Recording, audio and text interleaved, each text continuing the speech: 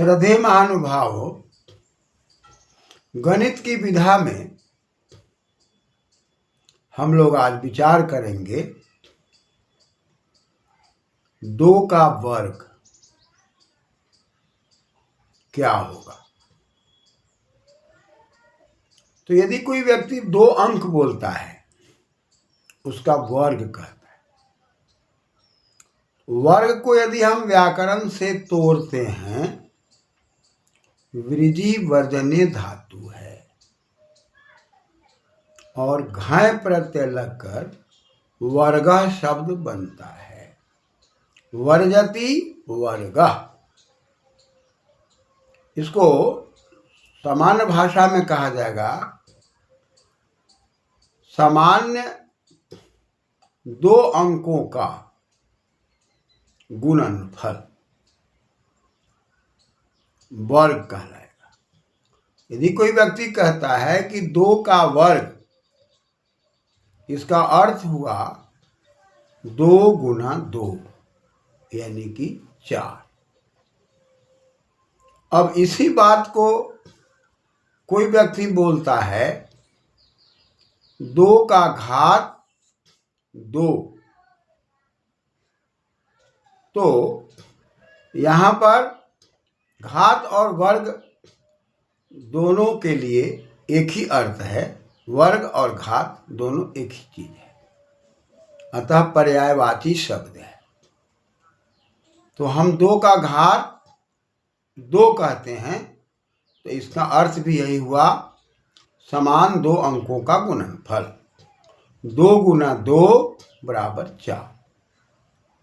लेकिन यदि कोई व्यक्ति बोलता है 2 का वर्गमूल, तब वर्गमूल पर विचार करना होगा। वर्गस्य मूलम वर्गमूलम।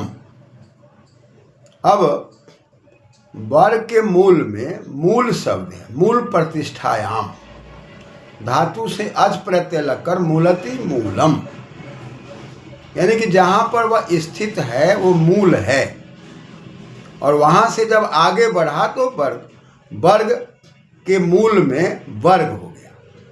उस मूल में, वर्ग के मूल में जब पुनः वर्ग के मूल का गुना हुआ तब वह वर्ग हो गया। यानी कि हम कहते हैं कि 2 का वर्गमूल, तब 2 के वर्गमूल में देखा जाता है तो √2 लिखा जाता है।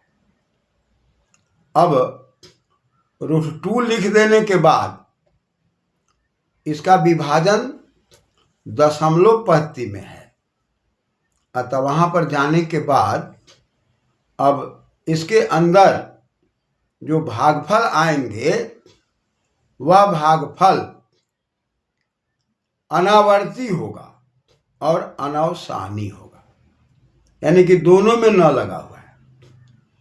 एक अंक का बार बार आवर्तन नहीं होगा और विभाजन भी नहीं होगा। ऐसी परिस्थिति में इसे अपरिमेय कहा जा रहा है। न परिमेयम अपरिमेयम, जिसका माप दशमलव की पंक्ति में जाने के बाद भी नहीं हो पा रहा है। इसी बात को रूट के लिए आधा का प्रयोग करके हम 2 पर घात 1/2 लिख देते हैं। अब यह करनी का स्वरूप आ गया। इस करनी के स्वरूप में हमारा जो साधन था, करण का मतलब साधन होता है। डुक्री करने धातु से लिट प्रत्यय लग कर्णम शब्द बनता है, और करण से जब हम स्त्रीलिंग में बनाते हैं टिट ढाने द्वैसज दग्ने मात्र थप ठय काय कोरपसिंगी प्रत्यय करते हैं, तब करणी। हमारा जो साधन है वह साधन अब अपरिमेय की ओर हो गया, जिसका दशमलव में भी विभाजन नहीं हो रहा, अनवसानी अनावर्ती हो गया। तब हम उस 2 के लिए √2 का प्रयोग करते हैं और उस के लिए 1/2 का प्रयोग करते हैं। तो 2 पर घात यदि 1/2 हो गया, तब यहाँ पर 2 परिमेय संख्या है, लेकिन जैसे ही 1/2 हो गया तब यह अपरिमेय हो गया, या हम कह सकते हैं ये करनी का स्वरूप हो गया। इसका साधन अब 1/2 हो गया, जिसके बाद हम इसको विभाजन भी यदि करेंगे तो 1 में 2 से भाग देंगे तो उसके ऊपर घात के रूप में दिखाई देगा।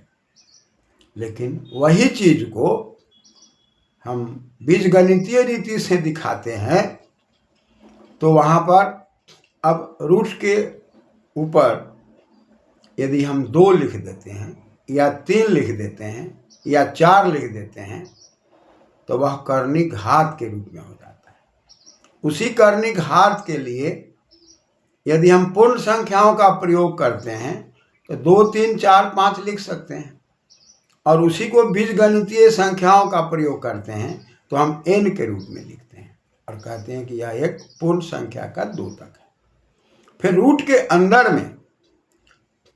अंदर में यदि हम 2 लिखते हैं तो उसको हम परिमेय के रूप में कहते हैं, क्योंकि पूर्ण संख्याएं ही जब p/q के रूप में हो जाता है, अंश बटा हर के रूप में हो जाता है, और अंश बटा हर के रूप में होने के बाद ऊपर और नीचे के गुणा में 2, 3, 4 उभयनिष्ठ नहीं होता है, तब वह p/q के रूप में होता है और q का मान 0 नहीं होता।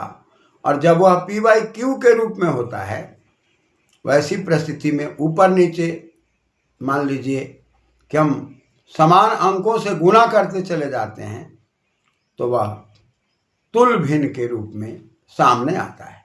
जैसे 2 में 2 से गुणा कर दिया तो 4, और नीचे यदि 4 है तो 4 में गुणा कर दिया तो 8। लेकिन 2/4 में यदि हमने विभाजन किया तो 2 दूनी 4 होके 1/2 हो गया। अब यह जो 1/2 है ये परिमेय के रूप में है, जो एक पूर्ण संख्या के रूप में है। लेकिन अब यह 1/2 जो परिमेय संख्या के रूप में है, इसको हम 1 का विभाजन 2 बार करते हैं तो ऐसा लिखते हैं। लेकिन 1 का विभाजन होता है इसलिए इसको हम परिमेय कहते हैं। लेकिन इसी क्रम में हम जब आगे बढ़ते चले जाएं तो 4 का विभाजन होगा, लेकिन 5 दशमलव के रूप में चला जाएगा, 6 दशमलव के रूप में चला जाएगा, 7 दशमलव के रूप में चला जाएगा। अतः √2, √3, √5 ये सब करनी की ओर चला जाएगा, और यही करनी परिमेय के रूप में होगा। और करनी के रूप में जब जाएगा तो उसका घात 1/2 कर सकते हैं, 1/3 कर सकते हैं। तो इस प्रकार से स्पष्ट हुआ कि थोड़ा थोड़ा अंतर करते हुए संख्याओं का विकास हो रहा है। एक तरफ हम 2 का वर्ग कहते हैं, फिर 2 का वर्गमूल कहते हैं। अब 2 का वर्गमूल नहीं होने के कारण उसका आधा करने पर, रूट को आधा करने पर 2 का घात 1/2 हो जाता है। वही 1/2 को हम करनी भी कह रहे हैं। तो करनी के लिए हम करनी घात में n का प्रयोग करते हैं और रूट के अंदर 1 का प्रयोग करते हैं। अब उस करनी घात में रूट से तो 2 समझा जाता है, इसके आगे के लिए हम अंकों का विवेचन करते हैं। उसके लिए मान लीजिए कि n की जगह पर हम 3 रख देते हैं और रूट के अंदर भी पुनः 3 रख देते हैं।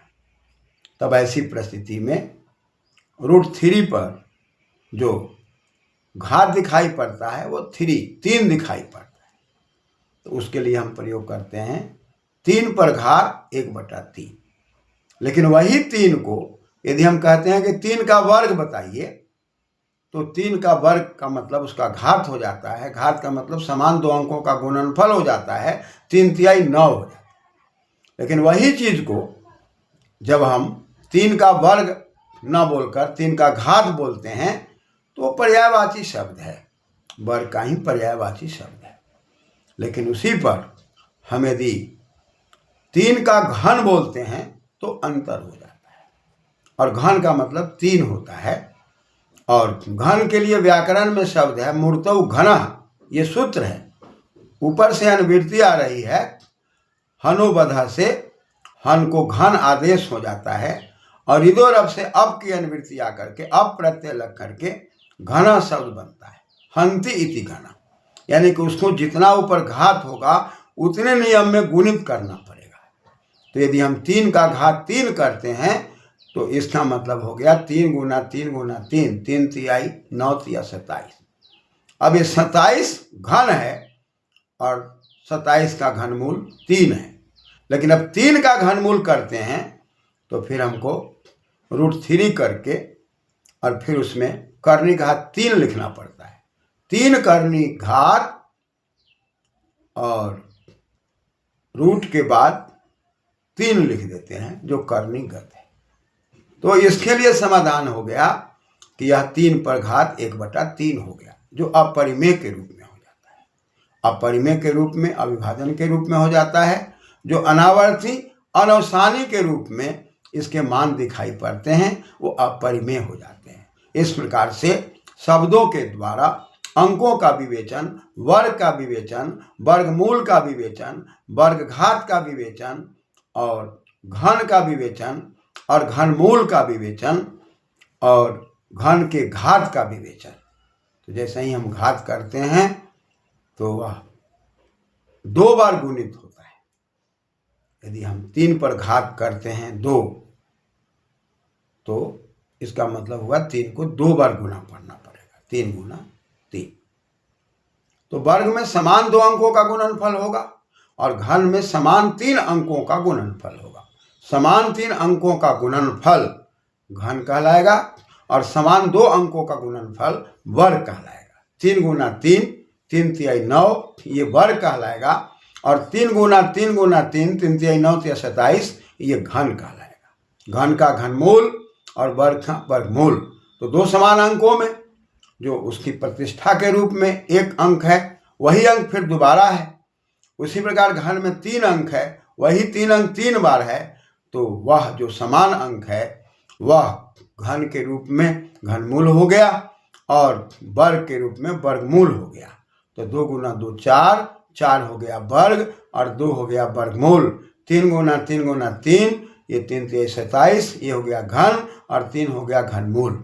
लेकिन करनी के अंदर अनावर्ती अनवसानी की बात आती है, अपरिमेय की बात आती है। इसलिए हम किसी को भी रूट में यदि लिखते हैं और 3 करनी घात लिख देते हैं और कर्णीगत 3 लिख देते हैं तो इसका अर्थ हो जाता है 3 पर 1/3, जो अपरिमेय के रूप में हो जाता है, जो दशमलव के रूप में जाने के बाद भी अनावर्ती अनवसानी के रूप में है। धन्यवाद।